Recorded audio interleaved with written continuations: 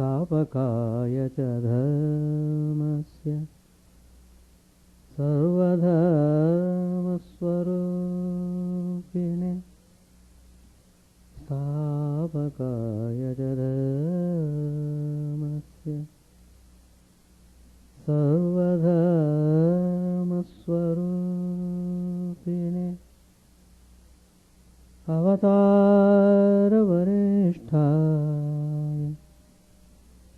रामकृष्णाय ते नमः। असतो मा सद्गमय तमसो मा ज्योतिर्गमय मृत्योर्मामृतङ्गमय। ॐ शान्ति शान्ति शान्ति। Let us offer our salutations to Sri Ramakrishna, the embodiment of all religions, the Supreme God Incarnate. Let us pray to Him to lead us from the unreal to the real, to lead us from the darkness of ignorance to the light of knowledge, to lead us from death to immortality. We have been studying Gospel of Sri Ramakrishna, where Sri Ramakrishna has given many spiritual instructions for the spiritual seekers after truth.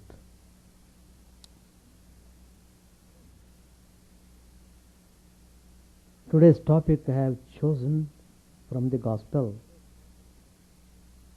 the sacred word AUM.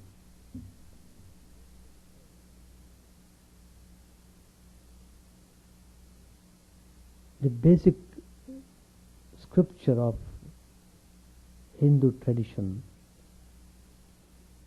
is Vedas. They are all in Sanskrit.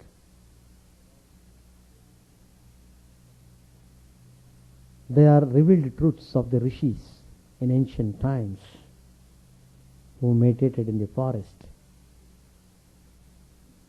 After deep meditation, they got illumination. The truth was revealed to each one of the rishis, and those revealed truths are given to us in the form of Vedas.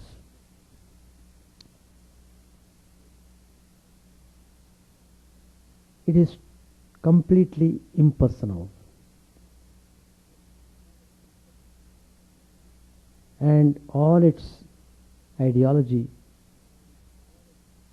are meant for the whole world. That means its teachings are universal. Vedas have material for your material prosperity as well as spiritual prosperity. Both are given there. But generally people go after material prosperity. There is nothing wrong in aspiring for material prosperity. Only thing is, material prosperity makes one too much involved in the material world, which may cause hardships, sufferings later on.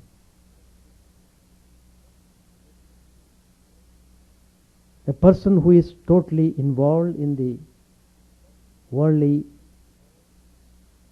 material things will not be able to go inward, will not be able to comprehend the truth which is shining in his heart, though the man is aspiring for joy and happiness, but because he has chosen the material prosperity for joy and happiness, he is not able to get real joy and real happiness. That he will learn only through series of sufferings, hardships, obstacles, crises in life. But there is another prosperity running parallel, that is spiritual prosperity. If you are aspiring for material knowledge, yes, you get material prosperity. In the same way, if you aspire for spiritual knowledge, you will get spiritual prosperity. So, two distinct terms are used in our Vedas. For all material knowledge, it is classified as aparavidya. The inferior knowledge. In a way, it cannot be called as knowledge at all. The other one is spiritual knowledge. That's called paravidya.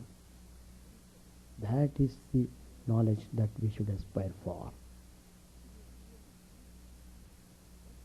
If you really are interested in acquiring spiritual prosperity, you must aspire for spiritual knowledge. That is paravidya. That knowledge also you get in the Vedas.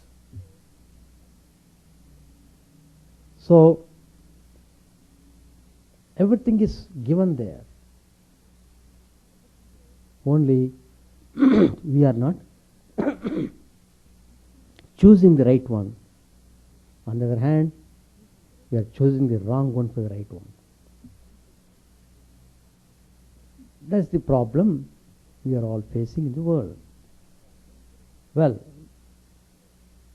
everybody will come to know that definitely one cannot attain real joy or happiness in the pursuit of material things.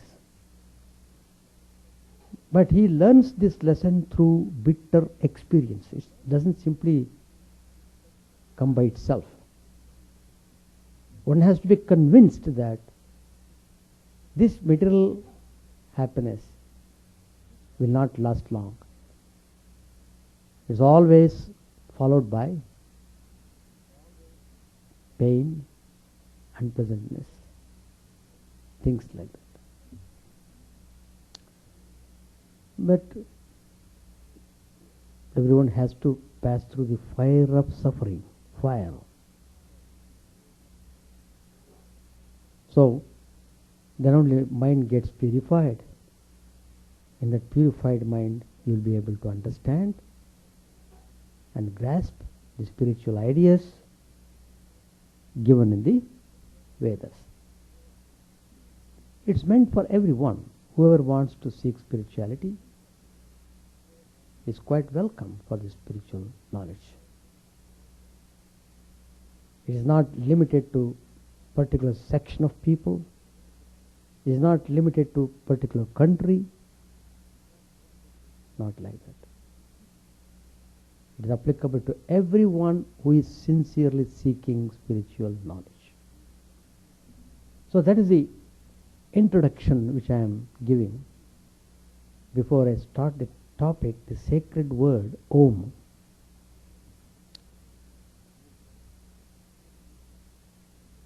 It is very clearly stated that the monosyllable Om, it is the first manifestation of the invisible divine supreme. It manifests in sound form. Om. So Om represents the Supreme Divine, which we call in the Vedas Brahman. Brahman. It is neither man nor woman nor animal nor plant. It is Brahman. It is neutral gender. So that is the essence of truth. Brahman created the whole universe. The whole cosmos has been created by the invisible divine supreme. Along with the creation, he filled the creation himself. That means the whole universe is animated by the divine consciousness. That's a very important point that we should remember. God, that is the meaning of our telling God is all pervading. Means God is occupying every bit of space. There is nothing it is not occupied by God.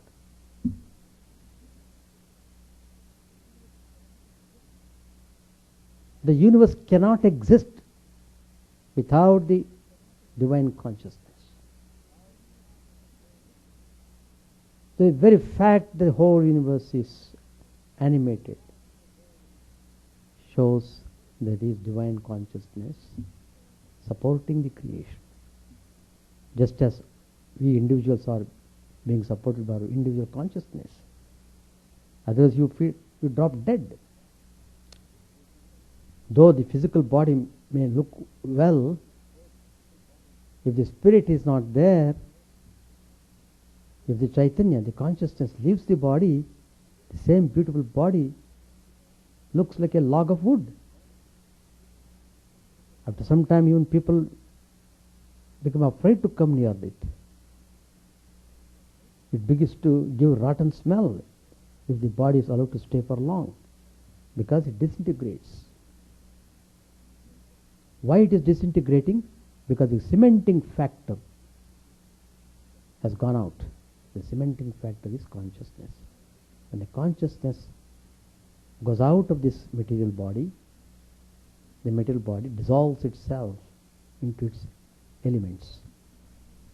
Anyway, this creation, innumerable species, they all come into existence, stay for a while,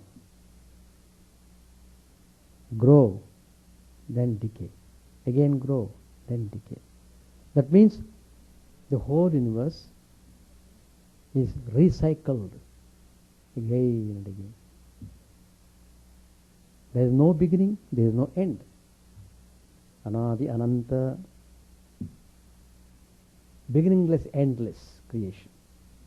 This moment it appears, next moment it is not. Again it appears, again it is not. Goes on alternately. Anyway, all the embodied beings get into real joy and happiness only when they get rid of their state of embodiment. It is that embodiment that bondages, that binds them. Because I am bound by this body-mind complex, I am identifying myself with the whole system, and I cannot divert this mind to in any manner. So we are facing all sorts of problems in life. Well, everything has got a solution. There is a way. One doesn't have to lose hope at all. There is hope. Only you must aspire for it sincerely. Then you will get direction, you will get assurance, and you will be able to get the illumination. Once you get the elimination, spiritual elimination, then your bondage is gone. You are free. Though you are existing in this physical body, still you feel you are totally free from all encumbrances. You feel the whole universe belongs to you and you belong to the whole universe. You are part and parcel. You are universe itself. You develop that concept. You develop that concept. So because of that, you will have overwhelming love and affection to anyone, any being, anything in the creation. That is the indication of the realization of the truth. A person who has realized the truth should express himself as a personification of love and kindness. That's the beauty. Now, you have to follow certain disciplines, certain methods in order to achieve the goal. You have to work hard. In order to do that only, this equipment is given to us. This machine, human machine, is given to us. It is given to us so that we can work through this machine and get the realization. But we should know how to operate this machine, how to direct our mind, how to direct our senses, how to practice sadhana. Everything has to be done in a very systematic way. So, the most sacred syllable that is given in the Vedas is Om. It stands for Brahman, both as personal and impersonal God.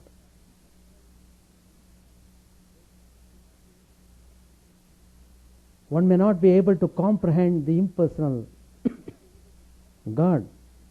How to visualize it? Because we are bound by this body, mind, senses.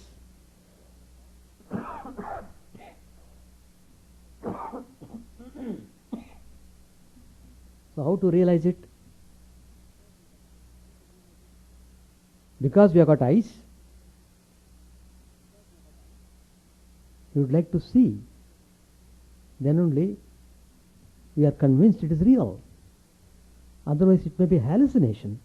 How do you know it is real? It may be imagination. It may be a dream. But you will be convinced only when you see through your eyes.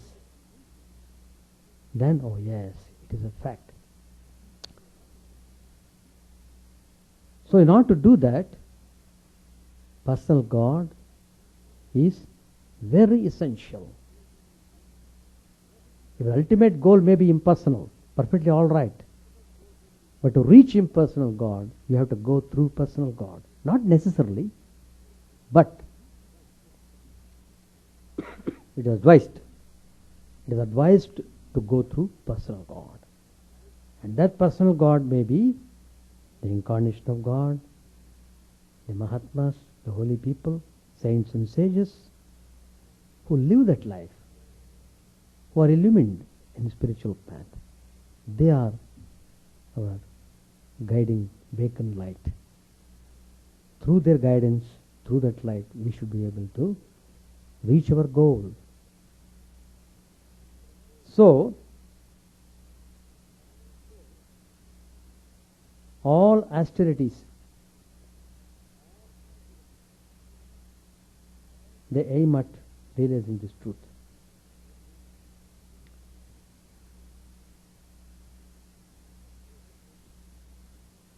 And this syllable Om is the highest. Whosoever knows this syllable obtains all that he desires. This is the best support, this is the highest support Whoever knows this support is adorned in the world of Brahma.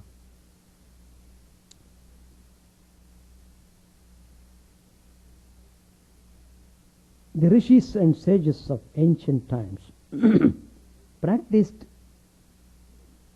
austerity to realize that sound Brahman. After attaining perfection, one hears the sound of this eternal word rising spontaneously from the navel. In fact, it is said in the spiritual text that if one constantly practices concentration and meditation, he will be able to hear the sound of Om in absolute silence.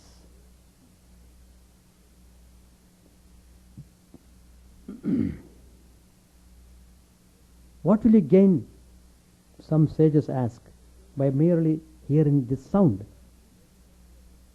You hear the roar of the ocean from a distance. By following the roar, you can reach the ocean.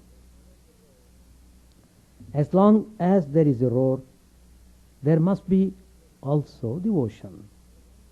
By following the trail of Om, you attain Brahman, of which the word is the symbol. That Brahman has been described by the Vedas as the ultimate goal.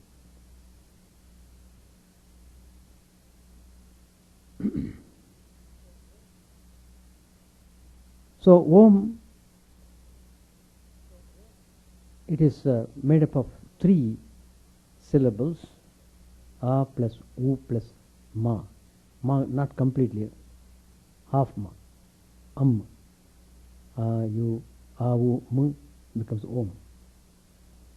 It means creation, preservation and destruction.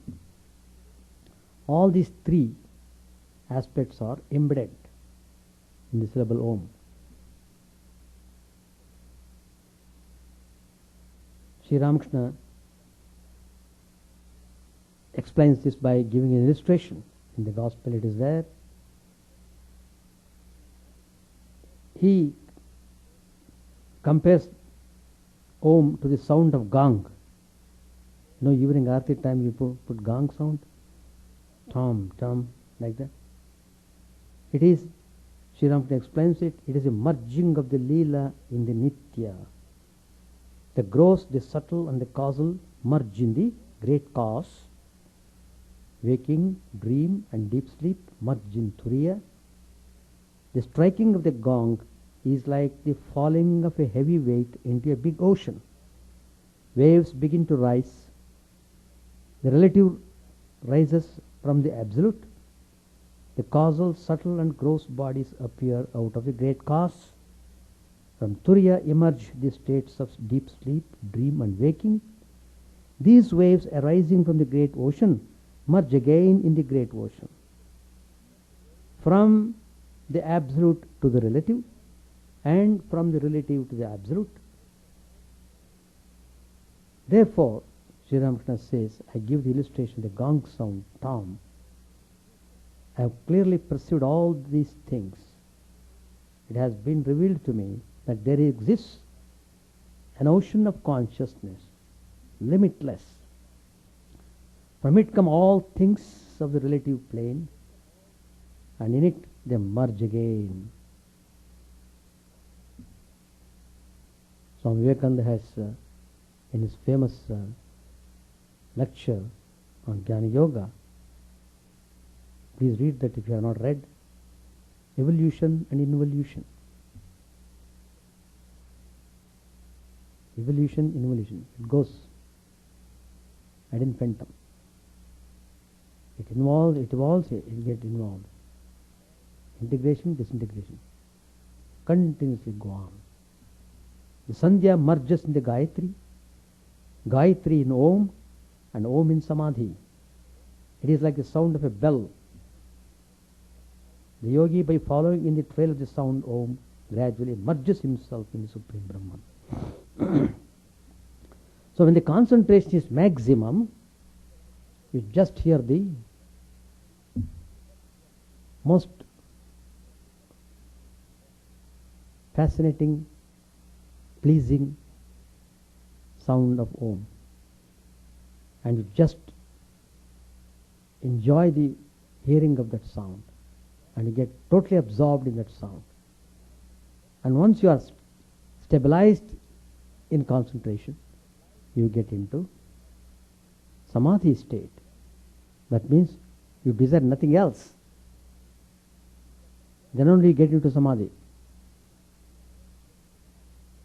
Concentration becomes complete only when the whole mind is sitting. If a part of the mind is something somewhere, then the concentration is not complete. Without the complete concentration, you won't get the bliss of the Supreme Brahman. So samadhi is a very high state which one should reach by overcoming desires, by overcoming all botherations that keep on coming again and again in the mind and creating problems.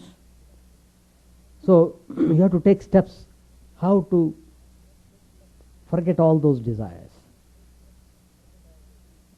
how to be not bothered about desires, but focus on realizing the truth.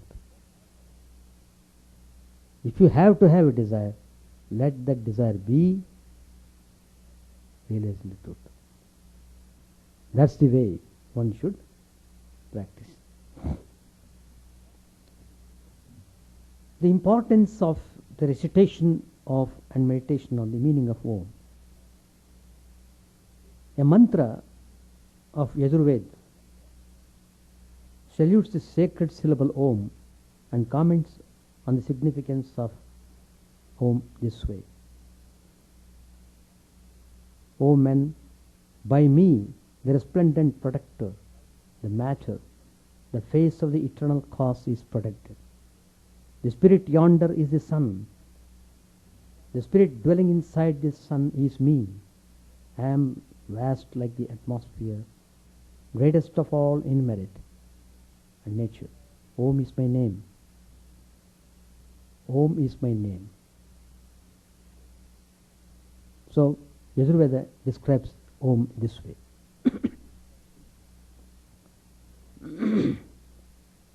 There is another Upanishad, Mahanayana Upanishad, famous Upanishad. It echoes the above message of Yajurveda. In Mahanayana it tells, Aditya, the supreme cause of this universe, is denoted by the syllable Om. That form of sun is Brahman. That is the pervading cause of all. That is water, fire, flavor, ambrosia. The three Vyaghritis, Bhuhu, Bhuvaha, Swaha, representing the three worlds, and the Pranava, representing the cause of the universe, denote Brahman. Mahanayana Upanishad states elsewhere that the one syllable Om is Brahman. It also reveals that the Pranava is recited and reflected upon to achieve the union with Brahman, who exists as the manifold universe. The all-encompassing nature of Pranava is explained by the Mandukya Upanishad. It says, the syllable Om is the whole world. It is the past, present and the future. Everything is just the word Om. Pranava is recognized here as a resonating sound embodiment of the Supreme Being who pervades space, time and form completely. Prashnopanishad points out that Om is recommended for the meditation on and the worship of Supreme Reality in its Saguna Brahman form with attributes and the Nirguna Brahman form without attributes. In Kathopanishad, the Lord of Death, Yama, reveals to the aspirant Nachiketas that this word Om is verily Brahman. This word is verily the highest. He who knows this word obtains verily whatever he desires. A passage in the Bhriguvalli of the Taittiriya Upanishad explains to us the benefits accrued from recognizing and worshipping Om as Brahman. It says, let him, the aspirant, meditate on the Supreme Om as the support, he becomes well supported. Let him worship Om as great, he becomes great. Let him worship it as mind, he becomes thoughtful. Let him worship Om as Nama, to him all desires shall come to pay. Worship it as a mind, he becomes thoughtful. Let him worship Om, he will get everything whatever he desires. Let him meditate upon that as the supreme, he comes to supremacy in life. So like that there are many passages expressing the glory of Om.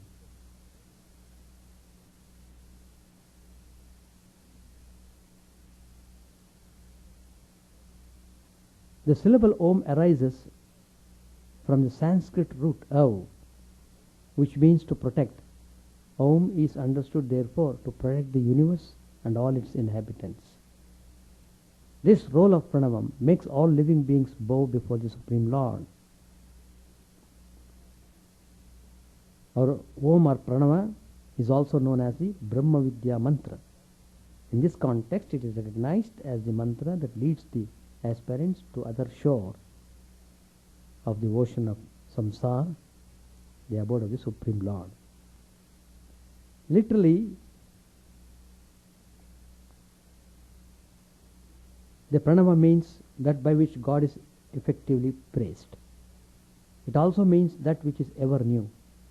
The word Om is derived from the Sanskrit root Au, which has 19 different senses. From these it is possible to construe that Om represents that power which is omniscient, rules over the entire universe, protects one from the evils of life, fulfills the cherished desires of its devotees, and destroys ignorance and give enlightenment. Pranava has been extolled highly in the Vedas, the Upanishads, and the Gita, as also in other scriptures.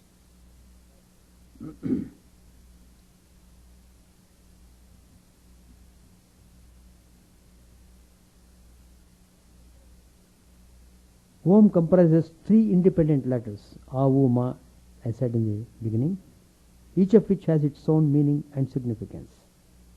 The letter A represents beginning, U represents progress, and M represents limit or dissolution, miti. Hence the word Om represents the power responsible for creation, development and dissolution of this universe. That is God Himself. Swami Vivekananda has given a very simple but interesting and instructive explanation of the 3 letters comprising Om, thereby bringing out the uniqueness of this great symbol. The first letter A is root sound, the key, pronounced without touching any part of the tongue or the palate. M represents the last sound in the series, Om, being produced by closed lips, and the U rolls from the very root to the end of the sounding board of the mouth. Thus Om represents the whole phenomenon of sound producing. As such, it must be the natural symbol, the matrix of all the various sounds. It denotes the whole range and possibility of all the words that can be made. The full significance of this statement becomes unfolded only when we understand the Hindu theory of creation as mentioned in the Vedas and other scriptures. This theory can be summed up as follows. Creation is not a linear process, beginning and ending at particular points of time, but it is a cyclic process going on eternally. God creates this universe out of Himself, by Himself. To put it in a technical language, He is both the material cause and the efficient cause. Before beginning any particular cycle of creation, He utters the Vedic words denoting the various classes of beings and objects, conceives of the corresponding forms, resembling them from the previous cycles of creation, and creates them. Contrary to the general understanding, this means that forms, rupa, are preceded by names. Names are composed of letters which are sounds. All sounds are included in Om. Hence, the entire creation, which proceeds from Vedic words or sounds, proceeds from the basic matrix of all sounds, namely Om. Since God is the origin of this universe, Om and God are identical. Om is the best symbol of God. God is one. Sages call him by various names. Though these various names differ from one another, all of them have sprung from the same basic source of all sounds, that is Om. Hence, Om represents all means of God. It is the best name of God. So, Om is like a seed. The seed should be planted properly in the heart. Then it should be allowed to sprout. Then you will really enjoy the bliss of Divine Supreme. So, whenever a person receives mantra, all the mantras are preceded by Om. So, Om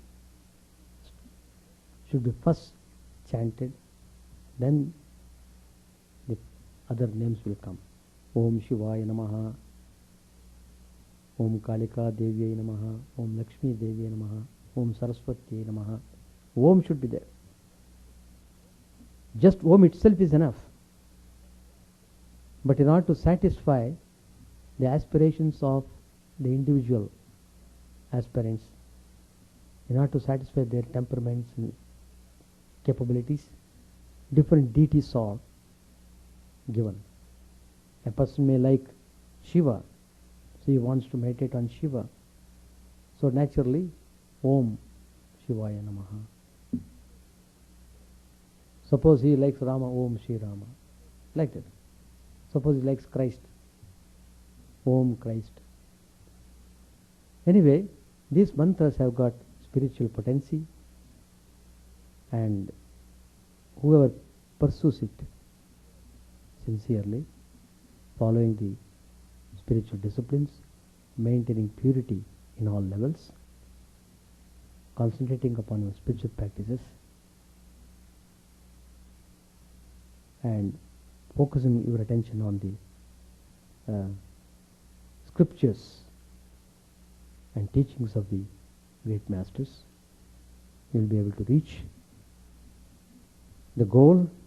Then you will be free from bondage. Then you will enjoy the eternal peace and bliss.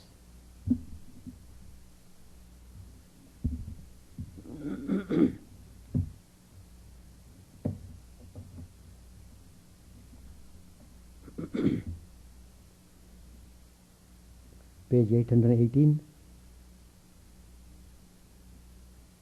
Sri Ramakrishna said, God himself has become everything, the universe and its living beings. You realize it when you have perfect knowledge. God himself has become the 24 cosmic principles, the mind, intellect, body, and so forth. Is there anyone but himself to whom he can show partiality? Nanda said, why has he assumed all these different forms? Why are some wise and some ignorant? Sri Ramakrishna answered, it is his sweet will. Atul, another devotee, said, Kedar Babu puts it nicely. Once a man asked him, why has God created the world? He replied, I was not present at the conference where God made the plans of his creation. Master said, oh, it is his sweet will. So saying, the master sang, O mother, all is done after thine own sweet will. Thou art in truth self-willed, redeemer of mankind. Thou workest thine own work, men only call it theirs. Thou it is that holdest the elephant in the mire. Thou that helpest the lame man scale the loftiest hill. On some thou dost bestow the bliss of Brahmanhood, yet others Thou dost hurl into this world below. Thou art the moving force, and I the mere machine. The house am I, and thou the spirit dwelling there. I am the chariot, and thou the charioteer. I move alone, as thou, O Mother, movest me. He continued, the Divine Mother is full of bliss. Creation, preservation, and destruction are the waves of her sportive pleasure. Innumerable are the living beings. Only one or two among them obtain liberation, and that makes her happy. Out of 100,000 kites, at best but one or two break free, and thou dost laugh and clap thy hands, O Mother, watching them. Some are being entangled in the world, and some are being liberated from it. How many are the boats, O mind, that float on the ocean of this world? How many are those that sink? Nanda said, it may be her sweet will, but it is death to us. Master said, but who are you? It is the Divine Mother who has become all this. It is only as long as you do not know her that you say, I. All will surely realize God. All will be liberated. It may be that some get their meal in the morning, some at noon, and some in the evening, but none will go without food. All without any exception will certainly know their real self. We shall stop. That means Sri Ramakrishna is giving hope to everyone. Though you may say, oh, I am worldly. No. Even though you say worldly, God knows how to remove your worldliness. Yeah. That's all. Any question? So one has to have some divine mantra to practice. That's what we call diksha or initiation, through which one constantly practices. So the spiritual practice starts with that. You will go definitely in one direction. That's the meaning of taking initiation. Then you have to go further. As you keep practicing it, you will know many things. As you grow older, you will realize many things. But you have to be careful, no doubt, about the pursuit of spiritual knowledge. You should not go astray. Your mind should not be diverted or diverted to other things. So whatever mind energy you have, use it in a proper way. That's the point. If you don't use it, then you have to pay heavy price later on. No question? No question, no answer. Purity means mind should not hanker after other things, and mind should not harbor negative qualities. Mind should not be occupied by worldly tendencies. It should be freed from hatred, jealousy, greed. All these things are obstacles in our spiritual path. So, holding on to spiritual ideas and developing character. So, to be strictly follow all the moral and ethical values in life, and be careful to be associated with people who are God-minded, who are spiritually oriented. So all these steps are important to maintain the purity of the level, purity level of the mind. That means if the mind hankers after God, that means your mind is in a way staying at the purity level. If the mind is not pure, mind doesn't go towards God. It wants to go to nightclub. It wants to go somewhere else. It wants to go to movie. So many things. So, no. If the mind wants to come to God wholeheartedly, that itself is an indication that your mind is in the mode of purity. So that means mind should not be tainted by worldliness. And so you have to organize yourself properly. Organizing the mind. Don't fill up the mind with all sorts of junks.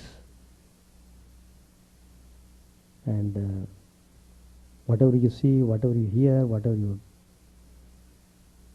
talk, all things go into the mind and stay there in the form of tendencies. Later on they give up. They come up to the surface and give you trouble.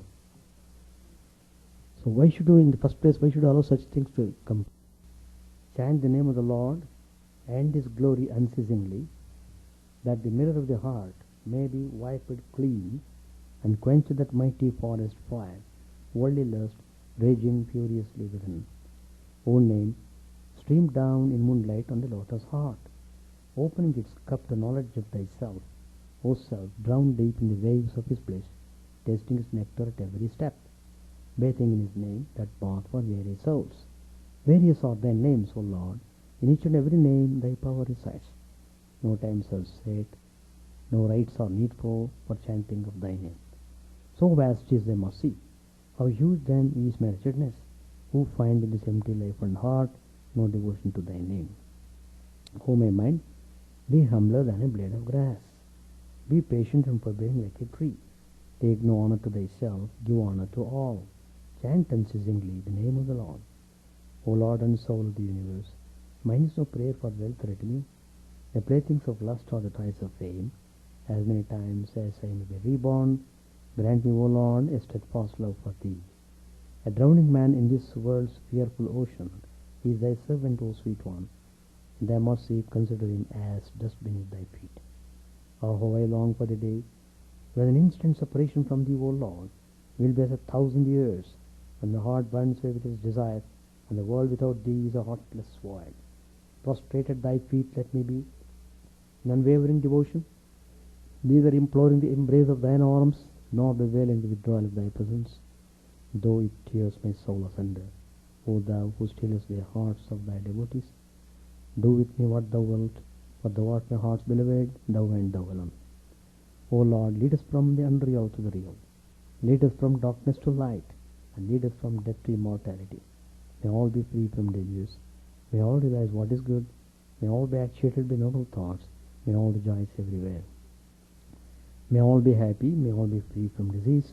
May all realize what is good. May none be subject to misery. May the wicked become virtuous. May the virtuous attain tranquility.